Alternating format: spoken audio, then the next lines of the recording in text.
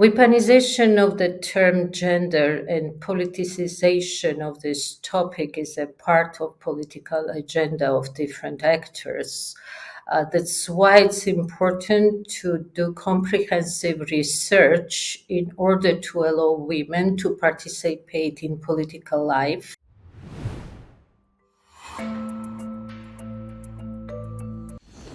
I'm Tamar Kintsurashvili from Georgia, founder and executive director of Media Development Foundation. We're working on disinformation research, fact checking, and media literacy.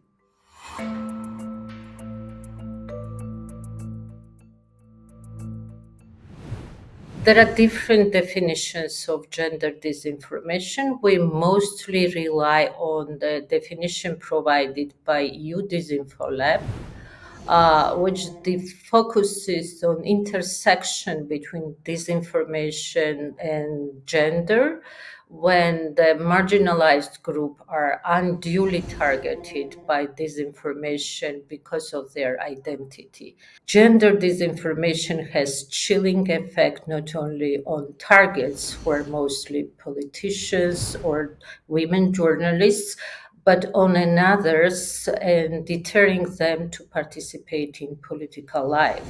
That's why gender disinformation in direct connections with democratic process and providing public with comprehensive picture what is going and how hostile actors are trying to use this type of harmful content is important for democracy and for healthy media ecosystem.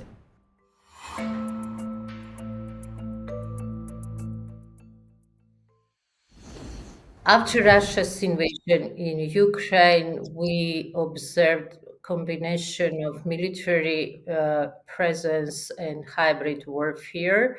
And there were a number of cases when First Lady of Ukraine, Olena Zelenska, were targeted personally.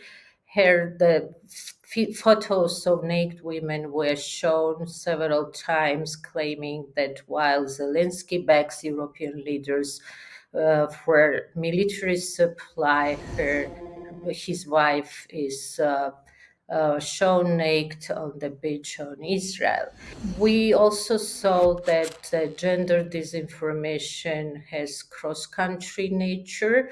When Annalena Baerbock visited Georgia, some Facebook accounts were quick enough to distribute the photo of naked women, claiming that this is a Minister of Foreign Affairs of Germany. When she was young, she was professional prostitute.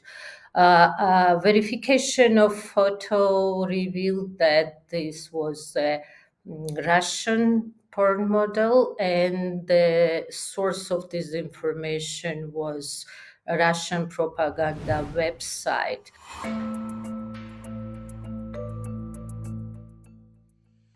Because internet is global, it's quite difficult to identify in certain cases as hostile actors.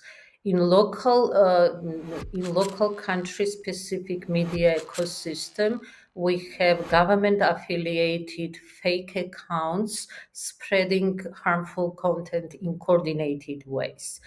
But if we take the regional aspects, Ukrainian war, we see migration of the similar content from country to country, and it's easy to amplify through different platforms. And we are witnessing some foreign information manipulation and interference, FIMI, so-called, as it was coined by European Strategic Communication Unit, when the content, which is anti-liberal, becomes very popular in our part of the world, and the framing of the ongoing events, for instance, war in Russia is a religious war of US against Orthodox Russia, who tries to defend us from pervert West, is also the trend we're observing. And sometimes it's quite difficult to differentiate the Kremlin propaganda sources from Western conservative sources were very popular in our part of the world. And the goal of such content is to harm society by distributing the false content intentionally. Anti-liberal discourse is a part of the Kremlin propaganda, which is very sensitive topics because besides weaponization of information, we witness weaponization of religion. And this concept of Ruski Mir is most influential tool in this regarding Kremlin playbook because orthodoxy and traditional conservative values are the main topic Kremlin tries to weaponize. We see this dichotomy of the pervert West on the one hand and Orthodox Russia when Moscow is presented as a third Rome who tries to defend our identity from pervert West.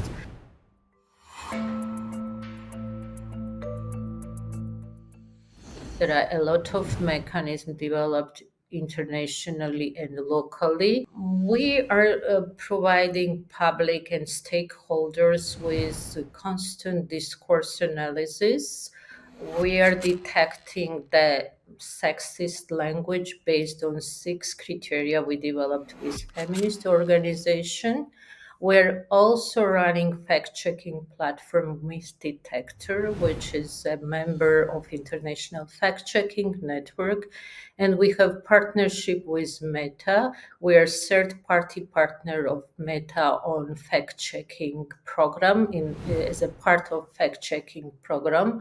We are labeling false content on platforms, which allows public to get alternative information and read our articles. It's some kind of warning media consumers that the content they are accessing on Facebook was fabricated.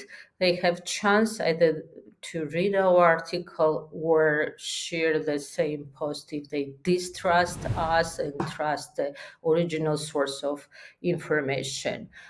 We incorporated gender disinformation aspects in our media literacy curricula to educate public how to consume media content wisely.